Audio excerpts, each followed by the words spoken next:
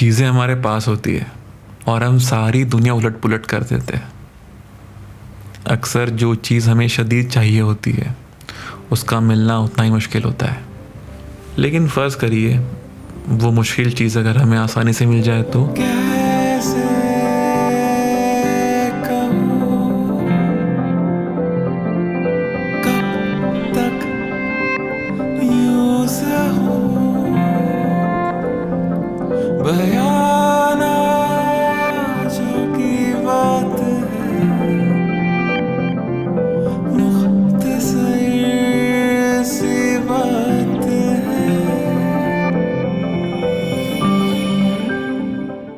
Hello जी, अस्सलाम वालेकुम, नमस्कार, वणकम। मेरा नाम है दानिश ज़ाकिर शेख और आप सुन रहे हो मेरी पॉडकास्ट जिसका नाम है मुख्तसर सी बात है, प्रोड्यूस्ड बाय आवारा परिंदे साउंड स्टूडियो। एक वक्त था जब मैं खुशी चीज़ों में दिखा करता था, किसी चीज़ को पा लेना, किसी चीज़ को हासिल कर लेना।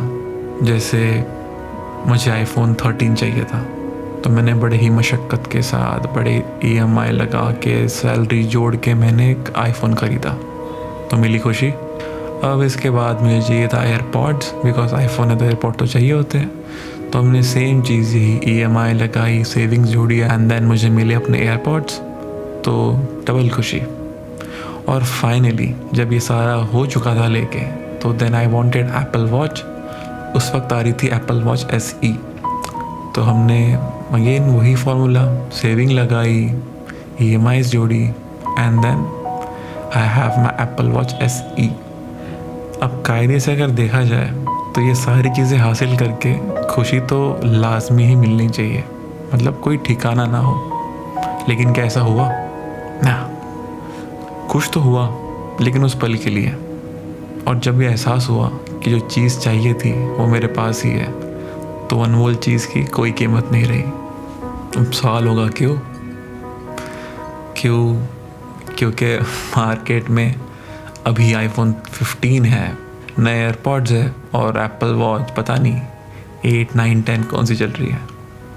बाज़ दफ़ा छोटी चीज़ें हमें इन कीमती चीज़ों से ज़्यादा खुशी दे जाती है।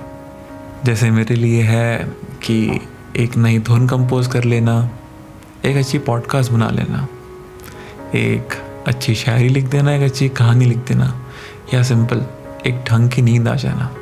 जी हाँ, खुशी आपको अक्सर ऐसे ही किसी बेमतलब चीज़ों से मिल सकती है और खुशी किसी चीज़ की मोहताज नहीं।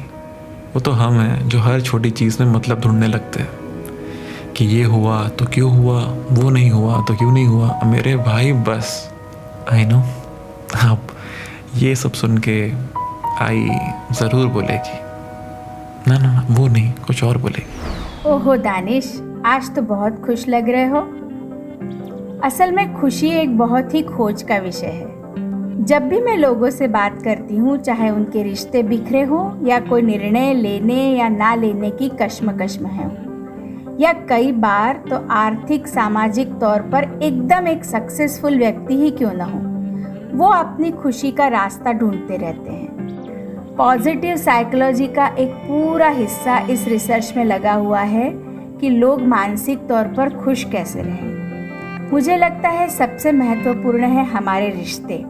यदि हमारे आसपास कुछ ऐसे रिश्ते हैं जो हमें किसी भी कंडीशन में एक्सेप्ट करते हों, हमारे गम की नमी को सोख लेते हैं, तो हमारे खुश रहने के कारण बढ़ जाते हैं। कई बार हमारे आसपास बहुत लोग होते हैं पर उनके साथ कोई दिल के तार नहीं जुड़े होते, मतलब कम्युनिटी विद कनेक्शन है तो हैप्पीनेस है।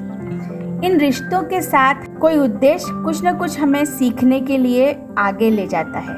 नई चीज़ सीखते रहने से हमारी खुशी के हार्मोन सीक्रेट होते रहते हैं। इससे लाइफ में एक फ्लो बना रहता है। असल में हम अपने दुखी होने के कारणों को ढूंढ पाए और उसके सॉल्यूशन पर काम करने लगे तो खुशी अपने आप ही हमारे पास आ जाएगी, उसे ढूंढने की ज़रूरत ही नहीं। तो चलिए खुशी को बनाए रखें, यही मुख्तसर सी बात है।